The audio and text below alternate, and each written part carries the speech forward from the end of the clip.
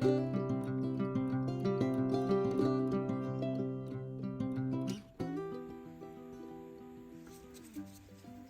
when I talk about harvesting my lettuce and arugula, I talk about using a cut and come again method.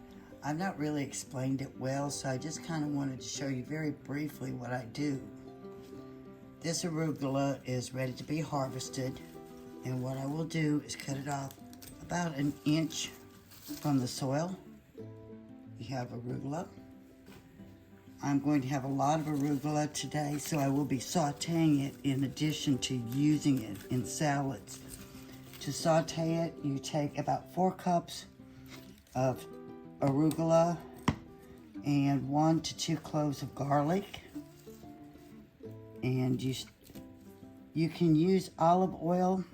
I cook without olive oil. I do a water saute. So you heat up your skillet, add a little bit of water to it, add your garlic. You don't want to brown the garlic, you just want to heat up the garlic. And then you'll add your arugula to it. As you can see, now this is my smaller pan of arugula, and I have a lot of it. The original pan that I transplanted this from is just full, and this is the reason I'm going to be sauteing arugula today in addition to the salad arugula. But just cut it off, like I said, about an inch from the soil. I will have to water this when I get done cutting it off here. You can see where I've been cutting it off last couple days and weeks, and it's already growing back. It doesn't take long at all for it to start growing back. This knife that I'm using is great for harvesting. It is super sharp. I'll put a link in the description below. You do want to make sure that you don't get your fingers between the knife and the arugula or lettuce.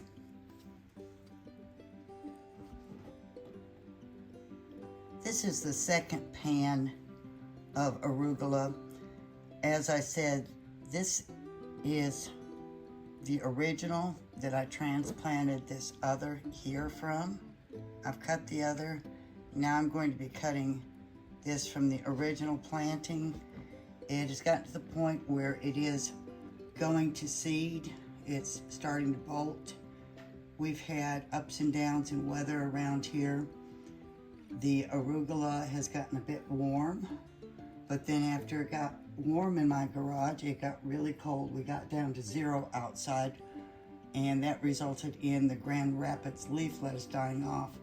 On the arugula that's starting to go to seed, I will taste what is close to going to seed. I know it will be spicy, perhaps spicier than usual, in which case I will feed it to my chickens. So there's always a use for things around here.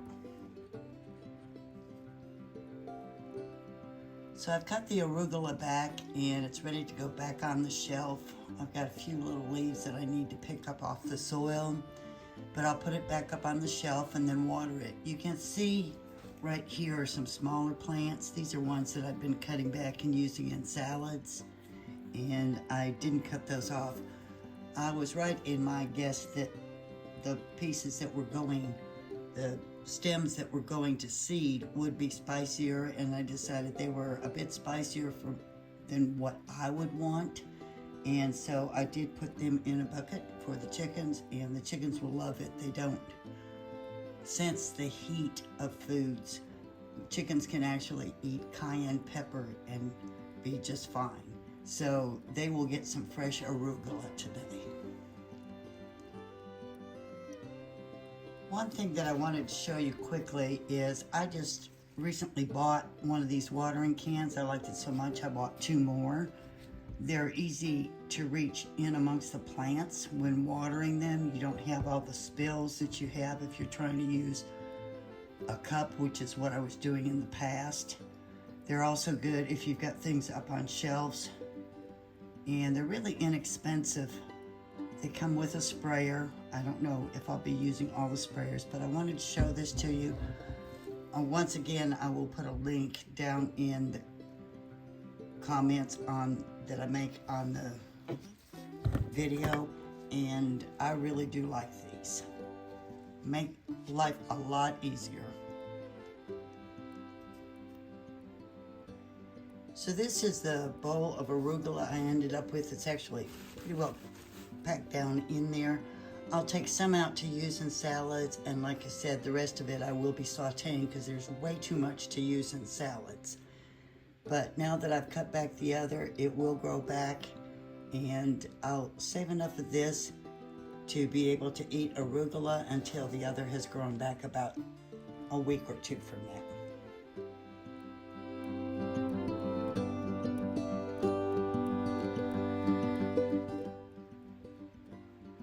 And now we come to the lettuces, and these are my favorites.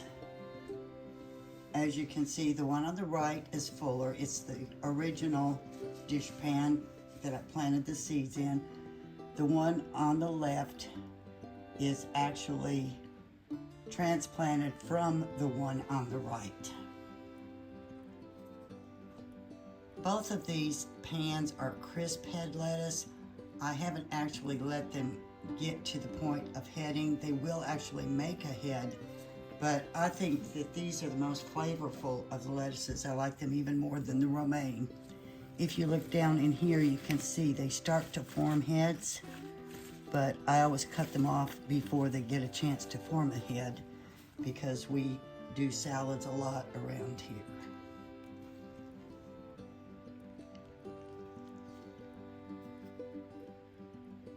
As you can see, there's still a lot of crisp head lettuce in the pans, in the dish pans, but there's also a lot in the bowl. I'm not going to cut any more today. I just like to kind of cut each day for our salads. I'm just cutting today because it had really kind of gotten out of control. I'd not been eating salad for a few days and things have been growing like crazy. But I did want to let you see how much lettuce you can get out of a couple standard sized dish pans full of dirt with lettuce seeds in them. So here on top of the crisp head lettuce, I've put some romaine lettuce leaves. It's red romaine lettuce, and I've been cutting off of this like 1 or 2 plants per day. Again, leaving some of the plants still in the bin so that it will regrow. This is just one of 2 that I have. This is the original one, and then I've also been cutting off of the transplant one. But I do have plenty of lettuce for the day, and I hope you've enjoyed watching this. If you've got any questions on growing lettuces, always just ask down in the comments, and I'll try to get around to answering your questions as soon as possible. Thank you.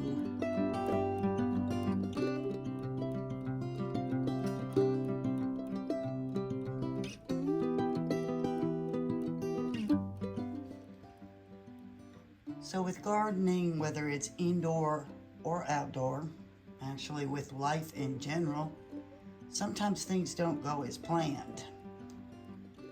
These are my 2 bins that had Grand Rapids leaf lettuce in them. The one on the left is from the ones that I had transplanted and I failed to water it. The one on the right is a result of having 0-degree weather here on our mountain. It got too cold in the garage.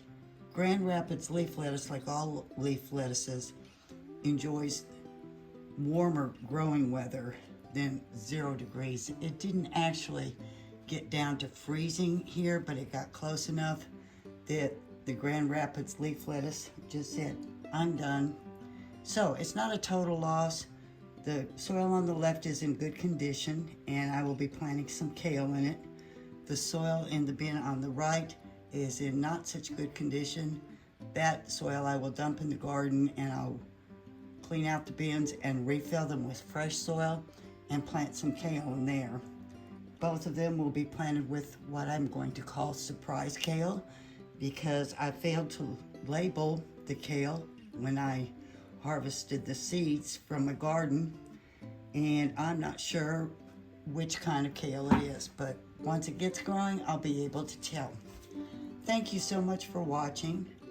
I hope that you'll try growing some lettuce in your garden or spare room. Actually, I meant to say in your garage or a spare room. It's been a long day today after terrible thunderstorms last night. But it's amazing how much lettuce you can grow on just a few shelves with just some inexpensive plastic dish pans from the Dollar Tree. Y'all take care. Thank you for watching. I hope that you'll give this video a thumbs up and subscribe to my channel. And if you hit the bell down in underneath the video, that will notify you of when I do new videos. Thank you so much.